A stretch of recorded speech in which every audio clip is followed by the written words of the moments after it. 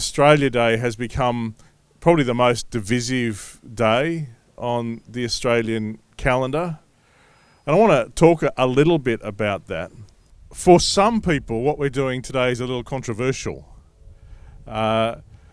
People wonder why we would do this Aboriginal Sunday like this. One of the things that's helped me understand this moment we're in was said by an Aboriginal elder by the name of Noel Pearson. What he said was, if we're to be honest about Australia, we're a nation in three parts. There's the ancient Aboriginal heritage that's written in the content and the original culture painted on the land and seascapes. There's the British inheritance of the social structures and legal structures and the British story. And then there's the multicultural Australia. And one of the things that has happened in 2021, Australia became the first nation in the world where the majority of the nation are migrants, either first or second generation migrants.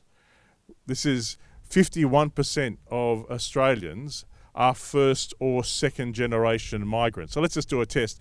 Who here is a first or second generation migrant? I think most of the Nepalese hands should be up. Let's just do it. So if your parents were born overseas, or if you were born overseas, stick your hand up, right up high. So that tells you something about Australia. One of the things that we need to come to terms with on Australia Day is the question of what is Australia? What is Australia? What is a country? People who write about these things say that one of the things that define a country is a story. Every single nation that is a nation has a story that defines who it is. That they call it a meta-narrative. And some nations are right up front about their story, and they'll tell you their founding stories, and they'll be very proud of them. Others, it won't be quite as obvious. But at the heart of Australia, there is a founding story. And there are aspects of the Australian founding story that I think are beautiful. There's something, if you go to any country town in Australia, you'll only find one monument. Now, in other nations, there are all kinds of monuments to all kinds of things. But in every country town in Australia, there's this monument to those who have given their lives. And other countries celebrate great war victories. They celebrate moments where their nation won a big war. Our Anzac Day isn't the day where we celebrate a war victory. It's actually the day where we celebrate a war loss. But we celebrate the people who gave their lives. That's part of that story. The Anzac story is a part of the Australian myth. Part of the challenge, though, any national story is a bit like a... Have you done the colour in the dots kind of thing, where you go from one dot to another to make a picture? Any story's a bit like that, where you've got the dots and you're trying to make a story. It's very easy. If you've only got one dot on a page, it's very easy to make it say what you like. If you've got two dots, it's not too bad. If you've got 50 dots, it gets a bit harder. But if you've got 1,000 dots, it becomes very difficult to join all the dots to make a picture. And one of the challenges for us is the national story of Australia, the white Australia story, didn't really include the Aboriginal story. And we weren't so good at including the migrant story either. And things are shifting. I think Noel Pearson's right, that Australia has these three strands. And one of the dangers it can be like my story fighting against your story. I think Australia and the world is at a dangerous moment. It was good spending time with the Nepalese congregation earlier this year. It was January I was with you, I think so. Anyway, talking about culture. And it can become like my culture, my story fighting against your culture and your story. And whose story is going to win? For the first time in the history of polling since the political organisation that Pauline Hanson started, One Nation, they are now out-polling the Liberal and National Party. And I can kind of understand that. Can you even the name One Nation tells you something about what their vision is. Their vision is our story has to be the most important story.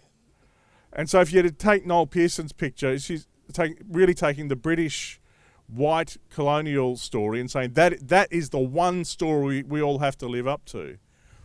And it's normal to feel a bit threatened by other stories.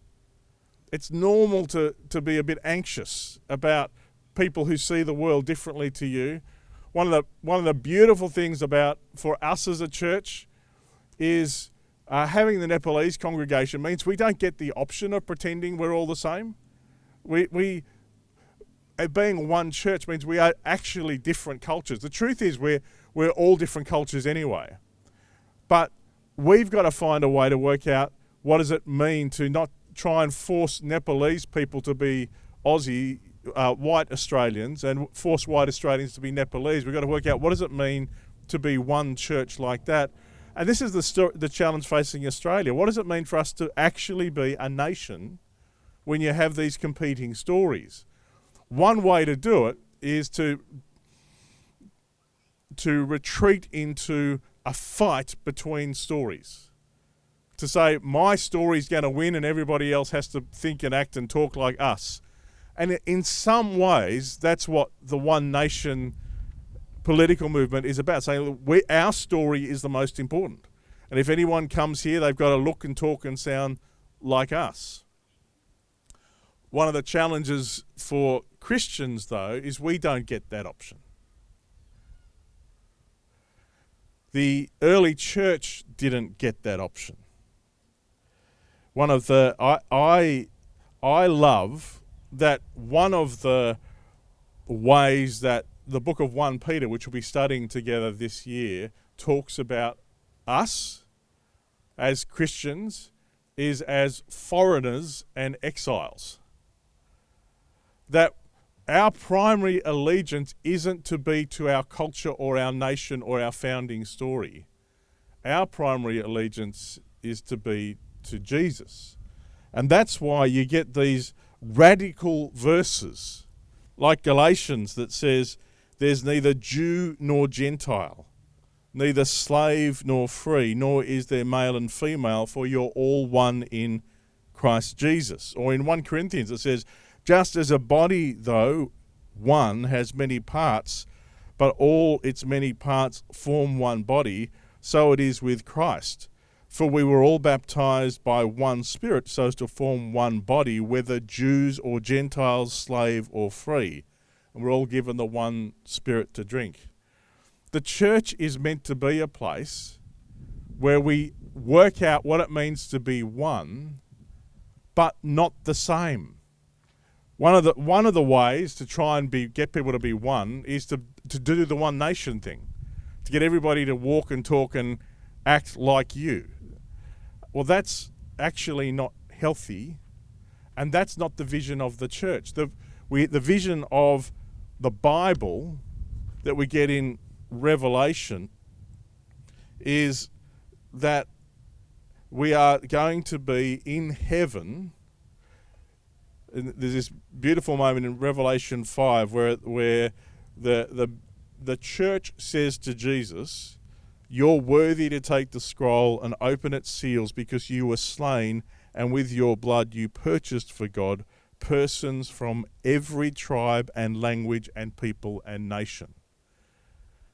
that in heaven there are going to be people from all different cultures, all kinds of languages, and we will be singing together, but the distinctions won't be lost. You will still be you. You will still be the person you are, the language, the people you've come from, the forces that shaped you.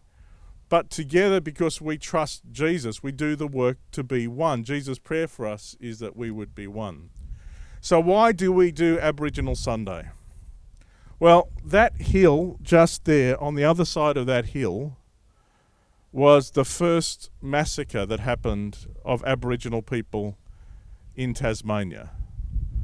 There was an Aboriginal tribe coming down hunting kangaroo, and some sailors got what, I forget the name of the particular kind of cannon, but it wasn't like one where you put a cannonball in. So when you put a whole lot of little bits of metal in it, and they shot it at the tribe, and many were killed. It's not clear exactly how many were killed. And that was the start. And one of the things, just as at Citywide, we've got to keep working out, how do we be one church when we have Nepalese and English-speaking people together? We also have Filipino people and people from Dutch heritage and all kinds of people together. How do we be one church? But being Tasmanian means that there is this story. God has us here. In the book of Acts, it says it's not an accident. You're born when you are and where you are. God has us here in Tasmania. And Tasmania has a really sad story where lots of people have suffered because often white English-born people weren't really conscious and didn't see. And for us to be faithful to this kind of story we're called to be, we've got to be able to we don't all want to become Aboriginal. That's not how it works. And we don't all... Part of the challenge, though, for us as followers of Jesus is to recognise the truth and the gift of Tasmania's Aboriginal people, and to recognise the truth of the story, to recognise the truth and the gift of the history of the British people, to recognise the truth and the gift of all the migrants that helped form Australia, and to find a way to actually be one nation, but one nation where we don't all have to be the same. One, but not the same. And that's why we do Aboriginal Sunday, not to come and all become Aboriginal, because we're not. One of the things I love, C.S. Lewis said, the more I follow Jesus, the more truly myself I become. If you are Aboriginal, then the closer you get to Jesus, the more Aboriginal you'll become, the more you'll become. Or if you are somebody who has come from a different culture, you'll discover the beautiful things about your culture. But ultimately, our allegiance is with Jesus, and ultimately our primary allegiance, the primary culture we are to be part of, is the Kingdom of God culture. That's why we take this journey together. That's why we come once a year to recognise we've got a bit of work to do. We've got to face the sad things about our history, but also learn to celebrate the beautiful things about our history.